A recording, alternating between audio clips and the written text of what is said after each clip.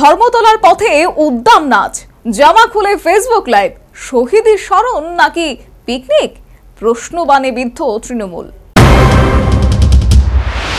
২১শে জুলাইয়ের শহীদ স্মরণে ধর্মতলার মহা সমাবেশে যাওয়ার আনন্দে আত্মহারা তৃণমূল কর্মী সমর্থকেরা।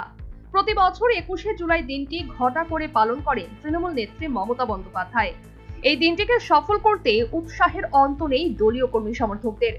আর এর মাঝেই সমাজ মাধ্যমে ভাইরাল হয়ে গেল এক তৃণমূল নেতার ফেসবুক লাইভের ভিডিও, যা ইতিমধ্যেই শহীদ দিবসের অনুষ্ঠানকে প্রশ্নচিহ্নের মুখে ফেলে দিয়েছে। কলকাতার ধর্মতলায় শহীদদের স্মরণে তৃণমূলের মহা সমাবেশে যোগ দিতে রাজ্যের প্রতিটি জেলা থেকে রওনা দিয়েছেন তৃণমূল কর্মী সমর্থকেরা। এই আবহে জলঙ্গি থেকে উঠে এলো একটা বিতর্কিত ভিডিও।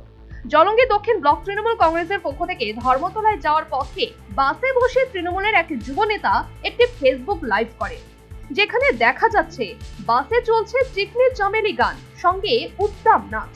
কেউ কেউ উত্তেজনার ঠেলায় জামাও খুলে ফেলেছেন, যেন উৎসব লেগেছে। অথচ সেই যাত্রার লক্ষ্য শহীদদের প্রতি শ্রদ্ধা জ্ঞাপন, সেটা হয়তো জানা নেই এই তৃণমূল কর্মী সমর্থকদের একাংশের। যদিও এই ভিডিওর সত্যতা যাচাই করেনি নিউজ ভ্যানগার্ড।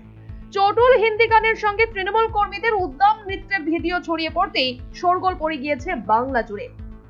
শহীদ দিবসের সার্থকতা নিয়ে প্রশ্ন তুলেছেন সাধারণ মানুষ থেকে সিপিএম, বিজেপি, কংগ্রেস। সুশীল সমাজের প্রশ্ন, শহীদ স্মরণ কি এবার আনন্দ যাত্রায় রূপ নিচ্ছে? নানান প্রশ্নের মুখে পড়তে হচ্ছে তৃণমূল নেতৃত্বকে। Bureau report, news vanguard.